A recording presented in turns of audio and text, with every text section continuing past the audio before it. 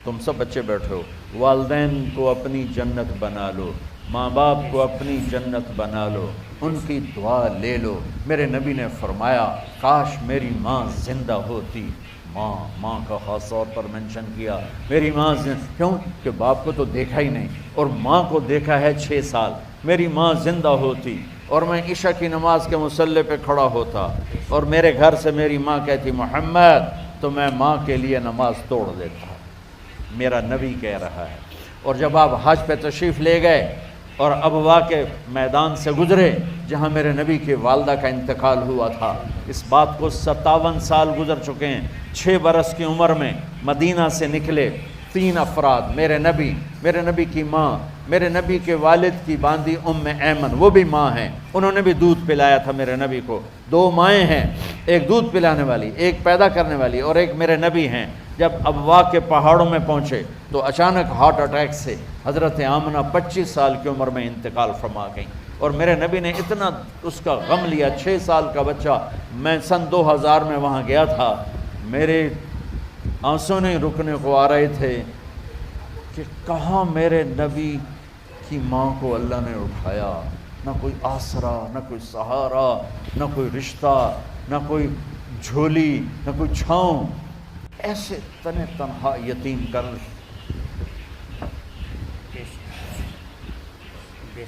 جب ان کو پتھروں میں دبا کے نیچے اترے، ایمن کو سے ہاتھ چھڑا کر بھاگے اور اوپر پہاڑی پہ چڑھ گئے۔ جب ایمن پیچھے گئیں تو ایمن نے کیا دیکھا کہ ابوا کے پہاڑ بھی رو رہے ہوں گے، آپ ماں کی قبر کو چمٹ کے ایسے اوپر لیٹے ہوئے تھے، قبر کو پکڑا ہوا تھا، اوپر لیٹے ہوئے تھے۔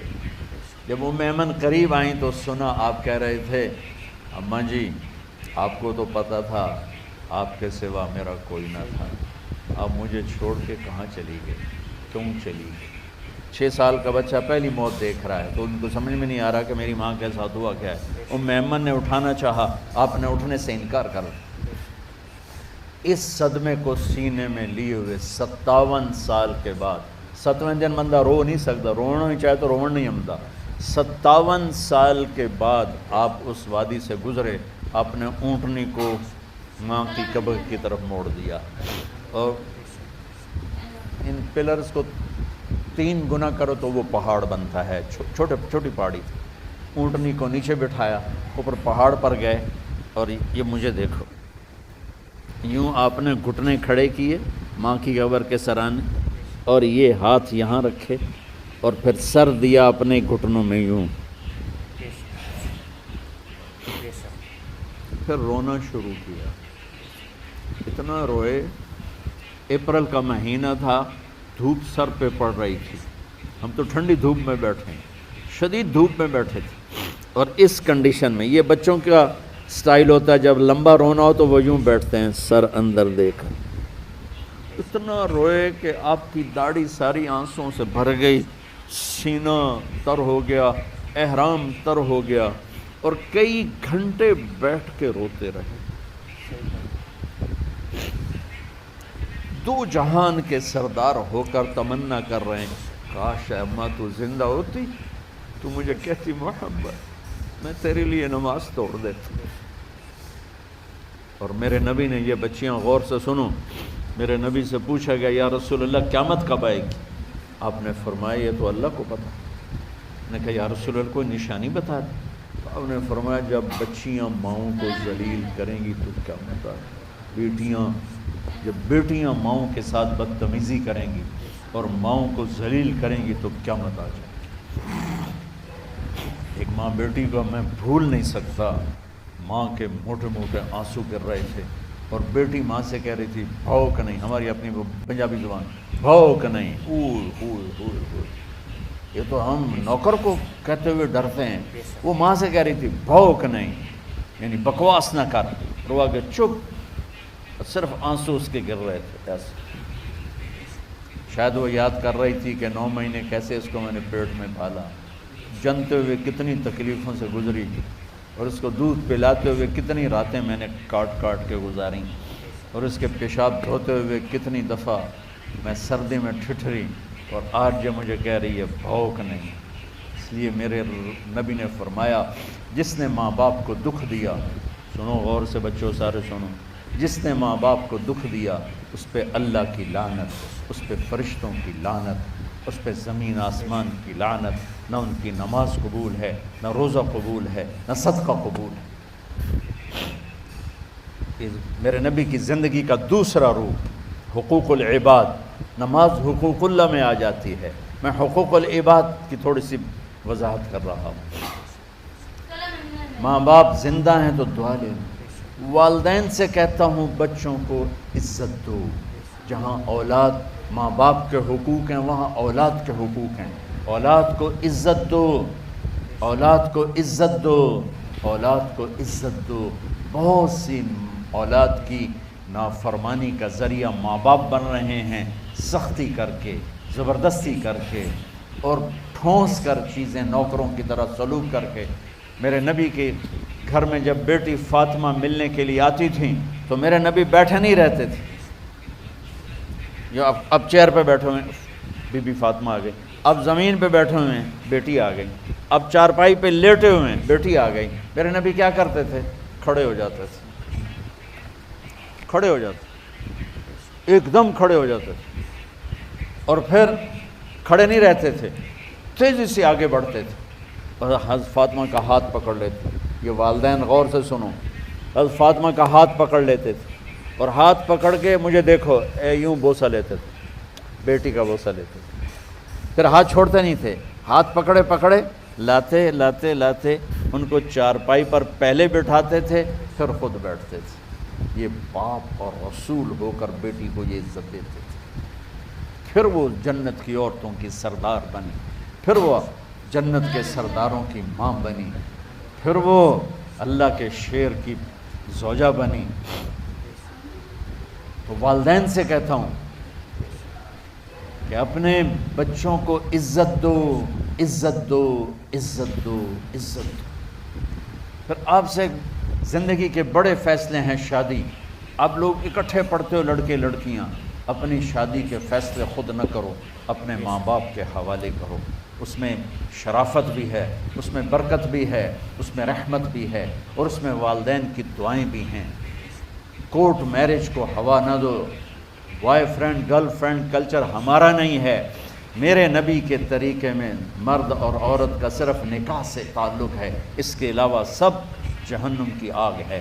اور والدین سے کہتا ہوں کہ اپنے بچوں سے پوچھ کے رشتے کرو، زبردستی مت کرو۔ میرا معاشرہ بہت سنگین قسم کے جرم کا شکار ہے، بچوں پہ مسلط کر دیتے ہیں، ایتھے ہی کرنی ہے، ایسے جٹائیں چی کرنی ہے، بٹائیں چی کرنی ہے، پتہ نہیں آئے کتوں جٹ بٹ۔ چلو تم ناراض نہ ہو، راجپوتائیں چی کرنی، میں راجپوت ہوں، میں اپنی قوم کو بھی رگڑ دیتا ہوں، راجپوتائیں چی کرنی، اگاں کرنی ہی کوئی نہیں۔ یہ ظلم و ستم اولاد پہ مت کرو، اپنی بچی سے پوچھو، اگر بیٹی ہاں کرے تو پھر قدم اٹھاؤ، اگر بیٹی کہہ دے میں نہیں کرنا چاہتی تو وہ نافرمان نہیں ہے۔ اللہ کے واسطے میری سنو، صرف تم نہیں سن رہے ہو، اس کیمرے سے لاکھوں کروڑوں لوگ سن رہے ہیں۔ اگر بیٹا یوں کہہ دے کہ ابا میں نے یہاں شادی نہیں کرنی، میرا جی نہیں چاہتا ہے، تو وہ بیٹا نافرمان نہیں ہے، فرما بردار ہے، اس نے شریعت کا حق استعمال کیا ہے۔ اب ایسا ظلم مت کرو کہ نہیں اتھے ہی کرنی ہے، اتھے گھروں نکل جا۔ زندگی تم نے تو نہیں گزارنی، زندگی تو بچے نے گزارنی، میں قربان جاؤں۔ ایک حدیث سنو پہلے، پھر اگلی بات سنا۔ ما تزوجت وما زوجت الا بوحی من السماء نزل به جبریل۔ لوگو سنو، میں نے جہاں شادی کی، میں نے جہاں بیٹی کی شادی کی، پہلے آسمان سے جبریل فرشتہ اللہ کا حکم لے کر آیا، پھر میں نے قدم اٹھایا۔ سمجھ گئے میری یہ بات؟ سمجھ گئے سارے؟ اب اگلی سنو۔ حضرت علی فاطمہ کا رشتہ لینے آ گئے، اور جبریل ان سے پہلے آ گیا کہ یا رسول اللہ فاطمہ علی کے لیے ہے۔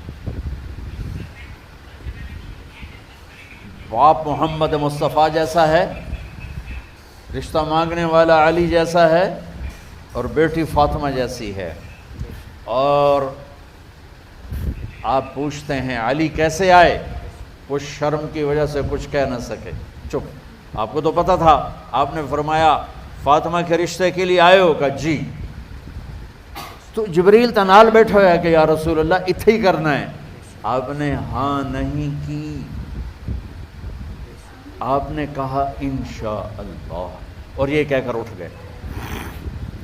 انشاءاللہ نبی کا ہاں ہی ہوتا ہے، لیکن جبریل کے آنے کے باوجود اور اللہ کے کہنے کے باوجود میرے نبی کو بھی پتہ ہے کہ یہ رشتہ یہاں کاتب تقدیر نے لکھ دیا ہے، لیکن امت کو سبق سکھانے کے لیے آپ گھر تشریف لے گئے۔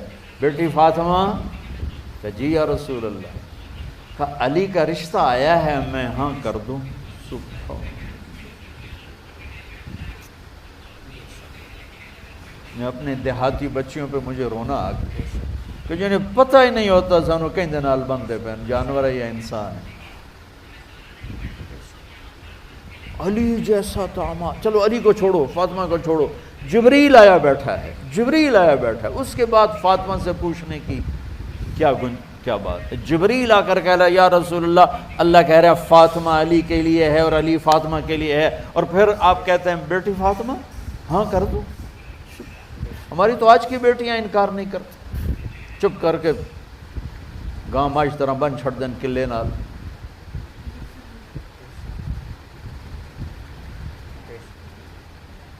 کوئی ان کے اندر کے جذبات کو سننے والا کوئی نہیں ہوتا، اپنی انانیت پر یہ فیصلے کرتے ہیں، اور میرا نبی کہہ رہا بیٹی ہاں کر دو۔ سبحان اللہ، آپ کا کیا خیال ہے فاطمہ نے انکار کرنا تھا؟ یہ تو یہ بیٹیاں نہیں انکار کرتی تو فاطمہ نے کہاں کرنا تھا؟ لیکن یہ سبق دینا تھا ان والدین کو جو نادانی میں نادانی کے فیصلے کر کے اولاد کو ہمیشہ ایک ٹھنڈی آگ میں دھکا دے دیتی۔ حضرت فاطمہ رضی اللہ تعالیٰ عنہا نے جب ہاں کی پھر آپ باہر نکلی۔ اچھا مزے کا واقعہ ہوا، حضرت علی اٹھ کے باہر نکلے تو صحابہ باہر کھڑے انتظار کر رہے تھے کہ کیا ہوا۔ حضرت علی کو بھیجنے والے تھے عبد الرحمن بن عوف، پہلے ابو بکر گئے تو آپ نے انکار کر دیا، عمر گئے رشتہ مانگا آپ نے انکار کر دیا، عبد الرحمن بن عوف نے علی سے کہا آپ جائیں آپ کا رشتہ رد نہیں ہوگا، کہنے لگے میرا تو ذاتی گھر بھی کوئی نہیں، مجھے کہاں سے رشتہ ملے گا، میں تو بالکل غریب ہوں، کہ نہیں تم جاؤ۔ تو واپس آتے انہوں نے عبد الرحمن بن عوف پہ چڑھائی کر دی، وہ کیا ہے نا تو میں نے گلے آئی، انکار ہو گیا۔ تو صحابہ نے پوچھا کیا ہوا؟ کہا کچھ کہا ہی نہیں، چپ کر کے اٹھ گئے۔ تو عبد الرحمن بن عوف کہنے لگے کچھ بولے صحیح، تو بس اتنا کہا انشاءاللہ کا تو مبارک ہو، نبی کا انشاءاللہ ہاں ہوتا ہے۔ اچھا تو اتنے میں آپ باہر تشریف لے، کہا علی جی لو بلاؤ، لوگوں کو بلاؤ۔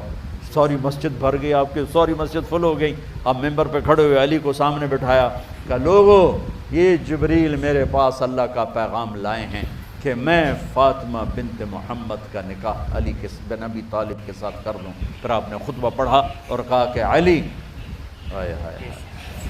میں نے فاطمہ بنت محمد کو 400 درہم مہر کے عوض تیرے نکاح میں دیا، تو نے قبول کیا؟ حضرت علی نے زور سے نعرہ لگایا میں نے قبول کیا، اور سجدے میں چلے گئے، اللہ کا شکر کا سجدہ ادا کیا۔ پھر میرے نبی نے وہیں سارے مجمع کو شہد کا شربت پلایا اور تازہ کھجوریں کھلائیں۔ پھر جب رخصتی ہوئی تو آپ نے حضرت علی سے فرمایا کہ آپ آ کے لے جاؤ۔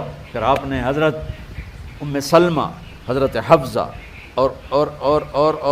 اور جناب حضرت عائشہ رضی اللہ تعالیٰ عنہ ان تینوں کو بلا کر فرمایا تمہیں پتہ ہے نا مجھے فاطمہ سے کتنا پیار ہے، تو تم فاطمہ کو دلہن بناؤ، اس کی تیاری کرواؤ، اسے دلہن بناؤ۔ تو ان تینوں نے حضرت فاطمہ کو دلہن بنایا۔ پھر آپ نے حضرت علی کو پیغام بھجوایا، وہ تشریف لائے، اپنی اونٹنی لے کر آئے، حضرت عقیل ساتھ ہے، سلمان فارسی ساتھ ہے، اور دروازے پر اونٹنی بٹھائی، آپ علی کو اندر لے گئے اور یوں فاطمہ کا ہاتھ پکڑ کے علی کے ہاتھ میں دے کر فرمایا علی تمہیں نبی کی بیٹی مبارک۔ سبحان۔ پھر آپ نے کہا میری بیٹی فاطمہ مجھے اپنے خاندان میں جو سب سے زیادہ محبوب تھا میں نے تیرا ہاتھ اس کے ہاتھ میں دے دیا۔ والدین سے کہتا ہوں اپنے نبی کی زندگی پڑھو۔ میرا درد ہے کہ ہماری ثقافت میں اسلام داخل نہیں ہوا، ہمارے عبادت میں اسلام آ گیا، بہت سارا مجمع مرد عورتوں کا نمازی ہے، حاجی ہے، عمرے کرتے ہیں، لیکن ثقافت میں نبوت کی جھلک دکھائی دے، ثقافت میں اللہ کا نبی دکھائی دے، وہ نہیں ہے۔ زندگی بیت گئی اس انتظار میں، مدت سے لگ رہی تھی لب بام تک تکی، تھک تھک کے گر گئی نگہ انتظار آج، پتہ نہیں کب صبح ہوگی۔ چلو کہتے تو جائیں مجھے ہے اگرچہ بت ہیں جماعت کی آستینوں میں، مجھے ہے حکم اذان لا الہ الا اللہ۔ والدین کے ذمے ہے اولاد کو عزت دینا، ان کی سب سے بڑی خواہش میں ان کا احترام کرنا کہ زندگی انہوں نے گزارنی ہے، اور آپ کے ذمے ہے والدین کے آگے سر جھکا دینا۔ اللہ کے واسطے کورٹ میرجز اور خفیہ شادیاں یہ نہ ہماری ثقافت ہے نہ یہ انسانیت ہے۔ ہمیشہ دکھ دردوں میں زندگی گزرتی ہے کہ اصل زندگی تو موت کے بعد آنے والی ہے۔ تو والدین پڑھیں شریعت کو، اولاد بھی پڑھے اپنے نبی کی زندگی کو۔ ایک شخص حضرت عمر کے پاس آیا ایک بیٹے کو لے کر، کہا امیر المومنین یہ میرا بیٹا بڑا نافرمان ہے اور مجھے بہت تنگ کرتا ہے۔ حضرت عمر کے پاس لاٹھی ہوتی تو انہوں نے یوں اٹھائی، وہ کہنے کا حضور معافی دیا جائے، ایک میری گل سن لو۔ آپ نے فرمایا کیا؟ کہنے لگا ماں پیو دے بڑے حق ہیں، بالکل ٹھیک ہے، پر کوئی ساڈا حق بھی ہے ماں پیو؟ ہم نے کہا ہاں۔ آپ نے کہا ہاں۔ کہنے لگے ذرا وہ بتا دیں۔ کہا پہلا حق ہے اچھی ماں تلاش کرے، نیک عورت تلاش کرے۔ دوسرا حق یہ ہے نام اچھا رکھے۔ تیسرا حق یہ ہے اس کو قرآن کی تعلیم دے۔ کہا جی پھر سن لو حضرت جی، ایسا میرے پیو کو پوچھو اس حبشی عورت نال شادی کر کے مینوں حبشی ماں دیتی، انہوں کوئی عرب ماں ہی نہیں لتی۔ میرا پہلا حق اس مارا ہے۔ دوسرا سن لو، اس نے میرا نام جولان رکھا ہے، جولان گندگی کے کیڑے کو کہتے کہ اس نے میرا نام جولان رکھا ہے۔ اور تری سن لو، اس آج تے مینوں قرآن دی شکل نہیں وکھائی۔ حضرت عمر ہوئی سوٹا وہ سر تے پھیر دے کہ پہلے تیری مالش کراں پھر ایدی کر سا۔ تو آج کے والدین بھی اپنی اولاد کے بارے میں بہت بہت بہت غافل ہیں، اور اولاد کا بھی حال یہی ہے، چونکہ ماں کیا ہے، باپ کیا ہے، اولاد کیا ہے، یہ شریعت، یہ قرآن بتاتا ہے، یہ میرے نبی کی زندگی بتاتی ہے۔